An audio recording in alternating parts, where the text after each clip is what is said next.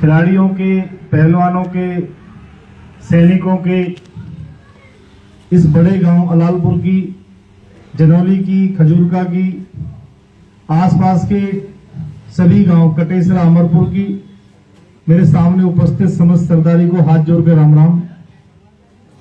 मेरे साथ में बारही के हमारे प्रमुख आए, आप सभी को राम राम। और आज के इस कार्यक्रम में अपना कीमती समय निकाल के आए आप सभी सरदारी, क्योंकि कई कार्यक्रम हैं आपके गांव में, उसके बाद भी आप सबने अपना कीमती समय यहाँ निकाला, उसके लिए आपका धन्यवाद, आभार। हमारे तेवतिया पाल के आदरणीय प्रधान श्री विजेंद्र तेवतिया जी, जो अपनी ईमानदारी के लिए पूरे इलाके में मशहूर हैं, श्री वेदपाल जी सरपंच, श्री पंडित रामचंद्र जी, श्री सुरेन महासे जी, श्री बालक राम शास्त्री जी अभी मंच का संचालन कर रहे थे, श्री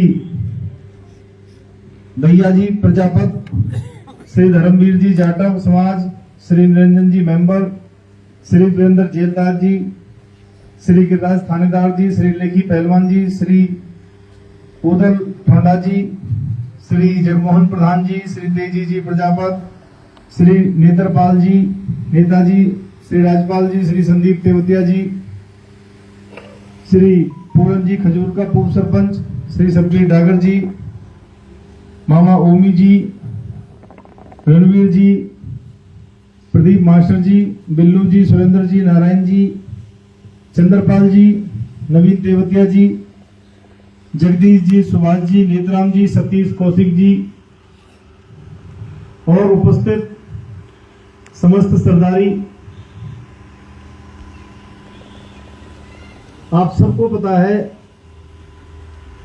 राजनीतिक रूप से अलावलपुर और जनौली हमारी विधानसभा के बहुत जागरूक गांव हैं।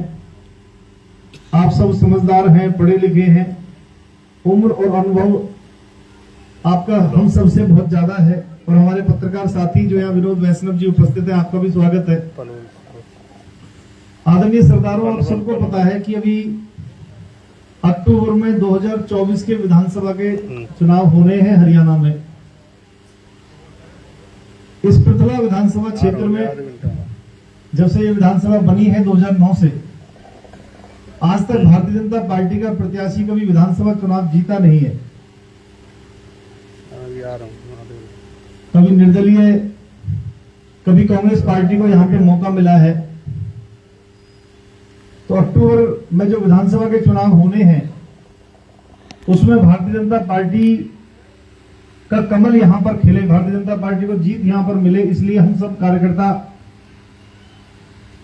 मैदान में लगे हुए हैं, मेहनत कर रहे हैं। एक दिन में 4 से 5 गांवों में जनसंपर्क के कार्यक्रम करके जनता तक अपनी बात पहुंचाने का काम करते हैं।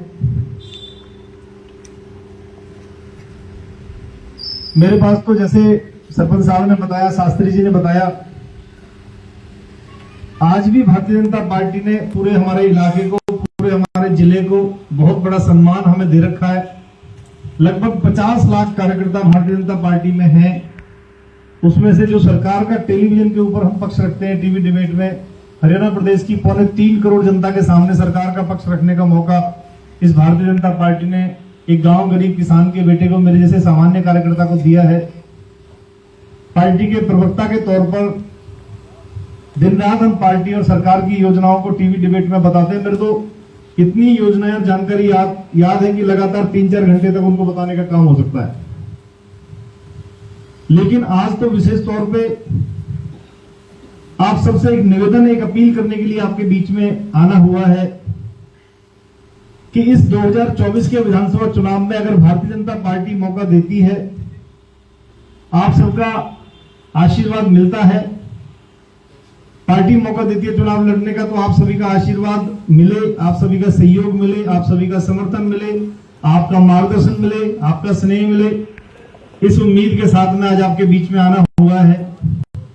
अलावलपुर गांव में रिश्तेदारी भी बहुत है, भाईचारे की बात है, और जितनी आज हमारी सामर्थ्य आप सबके आशीर्वाद से पार्टी ने दे रखी है, पूरा प्रयास रहता है कि ज्यादा से ज्यादा हमारे काम हो, हमारे इलाके की जो समस्याएं हैं उनका समाधान हो। अभी कल भी एक मीटिंग माननीय मुख्यमंत्री जी ने हमारी बुलाई, तो उसमें जो हमारे यहाँ, आपके यहाँ भी मैंने देखा कि बिजली की बहुत समस्या रहती है। तो मैंने माननीय मुख्यमंत्री जी के सामने एक विषय रखा, मैं कहा जी गुड़गांव के तार बदल चुके हैं, हमारे फरीदाबाद के भी बिजली के ये जो तार पुराने हो चुके हैं, बार बार टूटते हैं, ये बदलने चाहिए। और किसानों की बिजली जो आज 8 घंटे मिलती है वो कम से कम 12 घंटे होनी चाहिए और वो भी लगातार चलनी चाहिए। ये माननीय मुख्यमंत्री जी के सामने एक विषय, क्योंकि बिजली की हमारी बहुत समस्या, हम गाँव में जाते हैं, जनसंपर्क में जाते हैं तो सब जगह ये समस्या हमें मिलती है।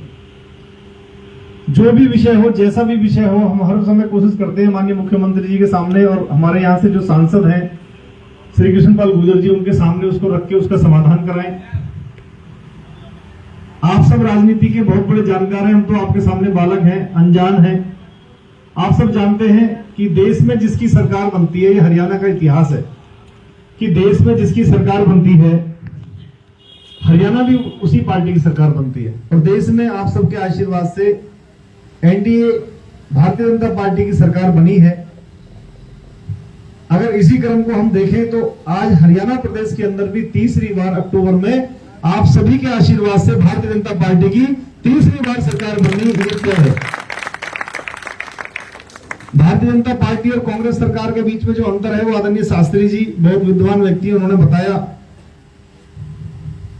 भारतीय जनता पार्टी सबका साथ, सबका विकास, ईमानदारी से काम करने में विश्वास करती है। मैं ये नहीं कहता हमने सब कुछ ठीक कर दिया, कुछ गलतियां भी हुई होंगी, कुछ कमियां भी रह गई होंगी। अभी लोकसभा चुनाव की अगर बात करें तो 5-5 सीट भले ही हम जीते, लेकिन कांग्रेस पार्टी से भारतीय जनता पार्टी का हरियाणा में वोटिंग शेयर हमारा ज्यादा है। कांग्रेस पार्टी को 43% वोट मिला इस लोकसभा चुनाव में और भारतीय जनता पार्टी को 46.5% वोट मिला।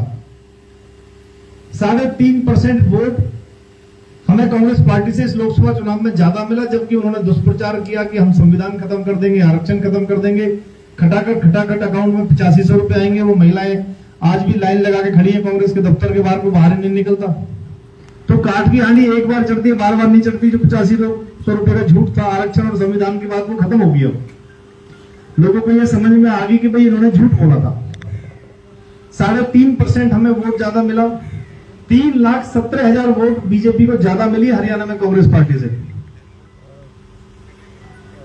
5 लोकसभा की सीटें, एक करनाल में विधानसभा का उपचुनाव भी हुआ था, वो भी बीजेपी ने जीता है, जहां से नायब सैनी जी जीत गए, जो मनोहर लाल खट्टर जी की सीट खाली हुई थी। और रोहतक में जो दीपेंद्र हुड्डा जी सांसद बने हैं, वहां से राज्यसभा के जो सांसद थे वो सीट भी खाली हुई है। वहां पे कांग्रेस पार्टी ने चुनाव लड़ने से पहले हार मान ली कि हमारे पास नंबर नहीं है और ये राज्यसभा के कैंडिडेट भी नहीं मिल रहा उनको कोई, तो वहां भी भारतीय जनता पार्टी जीतेगी। तो हमने 7 सीट जीते, जनता के आशीर्वाद से भारतीय जनता पार्टी ने 7 सीटें जीती है। कांग्रेस पार्टी के भूपेंद्र सिंह हुड्डा जी सबसे बड़े नेता हैं, पूर्व में मुख्यमंत्री रहे 2 बार, हम भी उनका सम्मान करते हैं। वो कुछ नारे, कुछ मुद्दे, कुछ गारंटी लेके हरियाणा प्रदेश के अंदर आते हैं। तो मेरा आपसे निवेदन है कि सवाल तो जरूर बनता है, भाई 10 साल में आपने क्या किया, आगे आप क्या करोगे, ये आप बात जब बताते हो तो 10 साल में जब हुड्डा साहब की सरकार थी तो उन्होंने वृद्धावस्था जो पेंशन है हमारी, दिव्यांग पेंशन है, विडो पेंशन है, वो कितनी बढ़ाई। 2004-5 में जब हुड्डा साहब आए तो 500 रुपए पेंशन थी, उन्होंने 10 साल में 500 रुपए बढ़ा के उसको 1000 रुपए पहुंचाया था। अब वो कहते हैं हम 6000 रुपए कर देंगे। तो जब 10 साल सरकार में रहे थे तब मात्र 500 रुपए क्यों बढ़ाए, तब 3000 6000 क्यों नहीं बढ़ाए आपने, एक तो ये सवाल बनता है। और बीजेपी की सरकार 2014 में आई, आज 2024 में 10 साल में हमने 2000 रुपए बढ़ावा पेंशन, दिव्यांग पेंशन, विडो पेंशन बढ़ाई है। 3000 रुपए पेंशन मिलती है, जब हम आए थे 1000 थी, 2000 हमने बढ़ाई है। आज वो कहते हैं कि पुरानी पेंशन योजना को हम लागू करेंगे फिर से। आप सब समझदार हैं, पढ़े लिखे हैं, गूगल पे भी सर्च मार लो बैठे बैठे। हरियाणा प्रदेश में पुरानी पेंशन योजना बंद किसने की थी? हरियाणा प्रदेश के अंदर पुरानी पेंशन योजना कांग्रेस पार्टी ने ही बंद की थी, भूपेंद्र सिंह हुड्डा जी ने बंद की थी। 1/1/2006 ये डेट थी जब बंद की थी। जो पुरानी पेंशन योजना है हरियाणा में, 1/1/2006 को भूपेंद्र सिंह हुड्डा जी की सरकार ने उनके नेतृत्व में पुरानी पेंशन योजना बंद करके नई पेंशन योजना हरियाणा में लागू की थी। आज वो कहते हैं हम पुरानी पेंशन योजना फिर से लागू करेंगे। हम टीवी डिबेट में भी कांग्रेस के प्रवक्ता से पूछते हैं कि तो भैया आपने उस समय बंद क्यों की थी, ये तो बताओ। अब कैसे जनता यकीन करे कि आप शुरू करोगे? हिमाचल प्रदेश में कांग्रेस की सरकार, कर्नाटक में कांग्रेस की सरकार वादा किया पुरानी पेंशन योजना फिर से लागू करेंगे, आज तक लागू नहीं हुई। हिमाचल प्रदेश में 15,000 बिजली कर्मचारी धरने पे बैठे हैं आज भी। हुड्डा साहब कहते हैं हम नौकरी देंगे। जब उनकी शासनकाल में जब समय था तो नौकरी सिफारिश से मिलती थी, पैसे से मिलती थी, और कर्ज और बोझ के नीचे एहसान के तले इंसान को दबा देते थे। जीवन भर के लिए उनके लिए रैलियों में भीड़ ले जाओ, बड़े बड़े कार्यक्रम करो, पैसे का भी बोलबाला था। आज ईमानदारी से सरकारी नौकरी मिलती है, गरीब आदमी के बालक को मिलती है, बिना किसी सिफारिश के, ईमानदारी से। जब तक वो टेस्ट दे के आता है तब तक तो कई बार लिस्ट लग जाती है। वो कहते हैं महंगाई को हम कम करेंगे। कांग्रेस के शासनकाल में हमेशा डबल डिजिट से ऊपर महंगाई रही है, और इस सरकार में सिंगल डबल डिजिट से ऊपर कभी गई नहीं। कांग्रेस सरकार में महंगाई इतनी थी सरदारों कि बॉलीवुड को गाना बनाना पड़ा था कि सखी सैया तो खूब ही कमात है, महंगाई डायन खाया जाता है। ये गाना बड़ा फेमस हुआ था कांग्रेस सरकार में, आपको ध्यान हो तो। कांग्रेस सरकार को आपने देख लिया है, सब लोगों को आपने देख लिया है। अब भारतीय जनता पार्टी माननीय नायब सैनी जी के नेतृत्व में आप देखो कितने हमारे मुख्यमंत्री साधारण हैं, बिल्कुल साधारण हैं, बिल्कुल सिंपल हैं, सादा हैं, सहज हैं, सरल हैं, विनम्र हैं। कभी भी कोई भी उनसे बात कर लो, कभी भी कोई भी मिल लो, सबके लिए काम करते हैं। और हमारे क्षेत्र के लिए भी सरकार ने दूधौला में जो स्किल डेवलपमेंट यूनिवर्सिटी दी है, वो आपकी पीढ़ियों के लिए, हमारी पीढ़ियों के लिए, आने वाले भविष्य के लिए भी बहुत अच्छी चीज करी है। 100 एकड़ जमीन में लगभग 1,000 करोड़ रुपए की लागत से जो श्री विश्वकर्मा कौशल विश्वविद्यालय का निर्माण हुआ है दूधौला में, वहां से लगभग हर साल 15,000 बच्चे जो बेरोजगार हैं वो रोजगार प्राप्त करके निकलेंगे। अर्न फॉर लर्न की तर्ज पे वो स्किल्ड होकर वहां से निकलेंगे, हुनरमंद होकर वहां से निकलेंगे। स्टाइपेंड भी मिलता है, पैसे भी मिलते हैं, कोर्स भी कंप्लीट होता है। केजीपी, केएमपी देख लो, दिल्ली वडोदरा मुंबई एक्सप्रेस वे निकल रहा है हमारे यहां से। ये दिल्ली वडोदरा मुंबई एक्सप्रेस वे 1 लाख करोड़ रुपए की लागत से बन रहा है। 1 लाख करोड़ रुपए की लागत से पूरी दुनिया का, भारत का, एशिया का नहीं, पूरी दुनिया का सबसे लंबा 1387 किलोमीटर की लंबाई है इस एक्सप्रेस वे की। 1 लाख करोड़ रुपए की लागत से बन रहा है। जिस दिन ये बन के यहां से पूरा कंप्लीट हो जाएगा, अभी कैली से तो पूरा हो गया कंप्लीट, उस दिन आप देखो हमारे इलाके में कितनी रौनक आएगी। बड़े बड़े उद्योगपति आएंगे, उद्योग धंधे और पनपेंगे, यहाँ पे रोजगार मिलेगा, जमीनों के रेट ज्यादा हो जाएंगे। एक जेवर एयरपोर्ट का एक्सप्रेस वे बन रहा है हमारे यहाँ, लगभग 1700 करोड़ रुपए की लागत से, लगभग 50 किलोमीटर की लंबाई से, सेक्टर 64-65 से अगर आप चढ़ेंगे हमारे यहाँ से साउपुरा गांव से, जेवर एयरपोर्ट के अंदर उतरेंगे सीधे। ये जेवर एयरपोर्ट वाला एक्सप्रेस वे लगभग 2 साल में बनके कंप्लीट हो जाएगा। ये जेवर एयरपोर्ट एक्सप्रेस वे बनने से हमें बहुत फायदा मिलेगा, क्योंकि गुड़गांव की जो डेवलपमेंट हुई है, फरीदाबाद से आगे जो विकास में गुड़गांव निकला है, वो उसके पीछे कारण है एयरपोर्ट। यहां भी माननीय मुख्यमंत्री जी ने उस समय मनोहर जी थे, और हमारे जो श्री कृष्णपाल गुर्जर जी, हमारे जो सांसद केंद्र में मंत्री हैं, उन्होंने देखा कि फरीदाबाद डेवलपमेंट में क्यों पीछे है। उसके पीछे कारण था एयरपोर्ट, दिल्ली में जाते थे, जाम मिलता था, टाइम लगता था। जेवर एयरपोर्ट वाला एक्सप्रेस वे जिस दिन चालू हो जाएगा, उस दिन हमारे यहाँ के रेट भी बहुत बढ़ेंगे, हमारे डेवलपमेंट भी बहुत होगी। गांवों के अंदर सीएससी पीएससी केंद्र खुले हैं।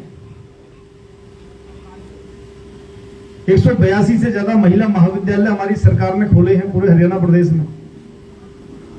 हर जिले के अंदर मेडिकल कॉलेज खोलने का काम शुरू किया है।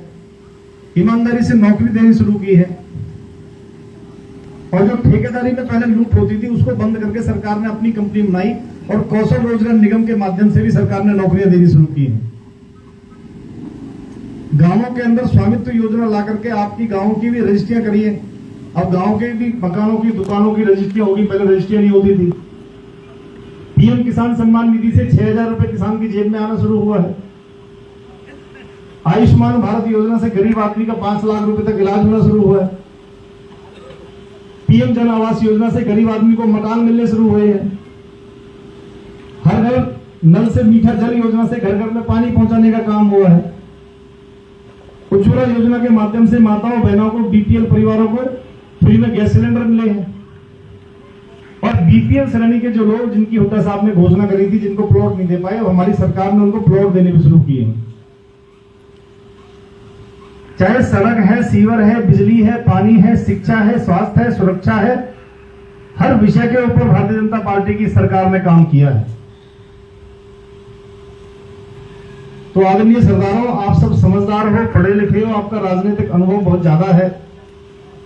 यह हरियाणा का ट्रेंड है, हरियाणा का इतिहास है कि देश में जिसकी सरकार बनती है, हरियाणा में भी उसी की सरकार बनती है। और देश में मोदी जी के नेतृत्व में भारतीय जनता पार्टी एनडीए की सरकार बनी है, तो हरियाणा में भी जनता आप तैयार बैठी है। आप सबके आशीर्वाद से तीसरी बार हरियाणा में भी भारतीय जनता पार्टी की सरकार बनेगी।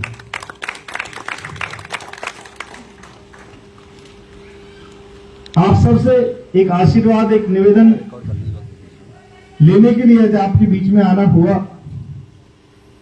अगर भारतीय जनता पार्टी नेतृत्व ने मौका दिया, पार्टी संगठन ने मौका दिया, क्योंकि हमने तो राष्ट्रीय स्वयंसेवक संघ आरएसएस में काम किया है और आरएसएस में काम करके सीखा है कि भाई देश के लिए काम करना ये सबसे जरूरी चीज है। देश सबसे पहले, उसके बाद पार्टी और लास्ट में हमारा नंबर आता है। परमात्मा ने सब व्यसनों से बचा के रखा। आपके यहां तो बाबा फलारी बाबा की ये भूमि है, पवित्र है। मैं भी बहुत मानता हूं उनको। उनके नक्शे कदम पे चलने का हमारा प्रयास है। सच्चे मन से लोगों की सेवा करने का प्रयास है। आप सबका आशीर्वाद, आप सबका मार्गदर्शन मिले। भारतीय जनता पार्टी अगर मौका दे तो 2024 का ये विधानसभा चुनाव पृथला विधानसभा क्षेत्र से भाजपा की टिकट पे आप सबके आशीर्वाद से लड़ने का मन है। आप सब अपना आशीर्वाद, अपना मार्गदर्शन, अपनी शुभकामनाएं बना के रखें। आज भी पार्टी ने इतना मान सम्मान दे रखा है कि कोई भी सेवा, कोई भी सामर्थ्य जितनी